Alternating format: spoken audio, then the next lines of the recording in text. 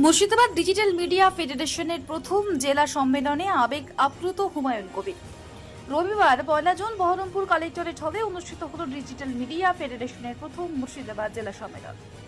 সম্মেলনে উপস্থিত ছিলেন ভরতপুর বিধানসভার বিধায়ক হুমায়ুন কবির, লেখক মানিক ফকির, ডিজিটাল মিডিয়া ফেডারেশনের রাজ্য সভাপতি দীপক পেপারি, ডিজিটাল মিডিয়া ফেডারেশনের রাজ্য সহ সভাপতি তথা মুর্শিদাবাদ জেলা সংগঠনের দায়িত্বপ্রাপ্ত স্বপন কারিকর, এছাড়াও সমাজের বিভিন্ন গণ্যমান্য ব্যক্তিত্ব।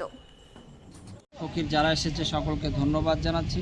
সমস্ত সাংবাদিক বন্ধু যারা আছে আমাদের জেলা তাদেরকে ধন্যবাদ জানাচ্ছি এবং তাদেরকে সব সময় ইউনিটিভাবে সিস্টেম মেনে সংগঠনটা আরও মজবুত করতে হবে। আমাদের সংগঠন প্রায় 60-68 হাজার ইমাম সাহেবরা আছেন রাজ্যে। আমরা আপনাদের এই সংগঠনের পাশে আছি।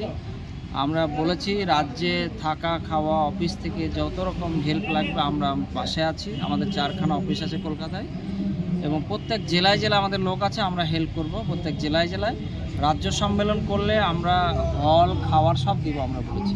আপনার নাম? আমার নাম নিজামুদ্দিন বিশ্বাস, আমি ইমাম সংগঠনের রাজ্য সম্পাদক। এবং সোশ্যাল মিডিয়া দেখা যাচ্ছে কি যারা সোশ্যাল মিডিয়া কাজ করে তারা নাকি তৃণমূলের হয়ে কাজ করছে। না, এটা ভুল ধারণা। সোশ্যাল মিডিয়া কাজ করছে যারা তাদের নিরপেক্ষ। কোথাও যদি তৃণমূল প্রোগ্রাম করে সেটাও দায়িত্ব, কংগ্রেস করলে সিপিএম করলে সেটাও দায়িত্ব, সবই প্রচার করবে তারা। তৃণমূল বেশি প্রোগ্রাম করে তাই বেশি সামনে আসে। এটা যারা মাচানে টিভি দোকানে বসে বসে যারা বলে তাদের এটা বক্তব্য, কিন্তু তারা তো বাস্তবটাতে সামনে আসে না। হ্যাঁ, সেই শামশেরগঞ্জের যে ঘটনা সেই ঘটনায় একতরফা পুলিশ নাকি ধরছেন, এমনকি আপনি বলছেন। শামশেরগঞ্জে বিভিন্ন জায়গাতে আমরা সেই সময় দেখেছিলাম, পরিস্থিতি মোকাবিলার জন্য সেই সময় করেছে পুলিশ, কিন্তু আমাদের এনজিও বা বিভিন্ন সংগঠন থেকে উচিত ছিল যে এই সমস্ত ভিকটিম পরিবারের পাশে দাঁড়ানো এবং দলেরও উচিত ছিল। আমরা গিয়ে খবর নিলাম প্রচুর মানুষের পরিবার কিন্তু কেসে ফাঁসছে এবং এদের যে হয়তো অর্থনৈতিক অবস্থা ভালো নেই, তো লিগ্যাল সাপোর্ট দেওয়ার জন্য, আইনি পরিষেবা তাদেরকে দেওয়ার জন্য আমার মনে হলো বিভিন্ন সংগঠন এনজিওকে এগিয়ে আসা দরকার, দলকে এগিয়ে আসা দরকার। এটা আহ্বান জানাচ্ছি। তিনটে এমএলএ একটা এমপি আমরা এই খবর পেয়েছি এবং লোকাল মানুষের প্রচুর অসন্তোষ। মুখ্যমন্ত্রীর সভাতে আমরা তখন আমি স্টেজে ছিলাম, তো লোকাল পাবলিকরা বলছে যে লোকাল যারা জনপ্রতিনিধি আছে এরা আমাদের দুঃখের খবর মানে সাথে থাকে না, ফলে আগামী বিধানসভাতে হয়তো বা কিছুটা ইফেক্ট পড়বে আমরা মনে করছি। এটা রিকভারি করা দরকার। অনেককে তো বেআইনিভাবে মামলাও ঠুকে দেওয়া হচ্ছে। বেআইনি মামলা আজকে ডিজিটাল মিডিয়া ফেডারেশনের এই আজকে জেলা সম্মেলনে এসে কি দেখলেন, আপনি কি বলবেন?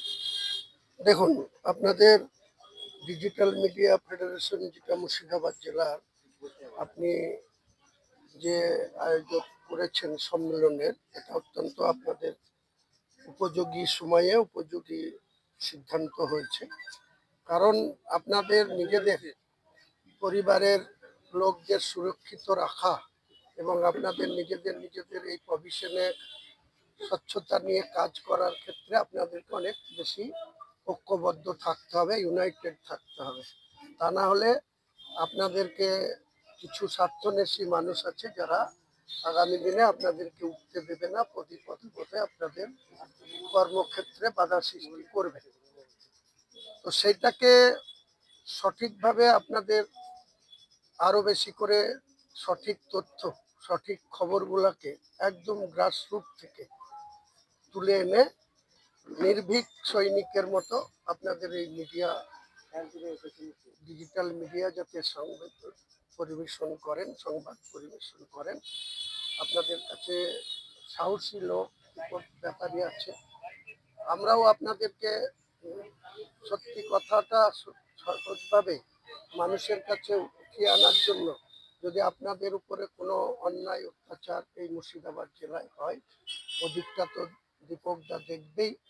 আমি বলছি আপনাদেরকে যে আপনাদেরকে সঠিকভাবে খবর তুলে পরিবেশন করার জন্য যদি কোনো রোষানলে পড়তে হয়, আমি হুমায়ুন কবির আপনাদের সঙ্গে আছি, থাকবো, সবসময় আপনাদের পাশে থাকবো। মুর্শিদাবাদ নিয়ে বারবার কালিমালিপ্ত করা হচ্ছে এবং সেটা করছে যতটা না বিজেপি এবং আরএসএস করছে তার থেকেও বেশি দেখছি গদি মিডিয়া করছে। গদি মিডিয়া তো তারা পরিচালিত, তাদের পয়সায় চলে। তাদের যত মিডিয়া হাউসগুলো আছে কোটি কোটি টাকার ডিল হয় পার ইয়ার। আপনি তাদের হয়ে করবেন, আপনার হয়ে করবেন, আমার হয়ে করবেন, ওটাকে প্রতিবাদ করেই তো আপনাদেরকে টিকে থাকতে হবে।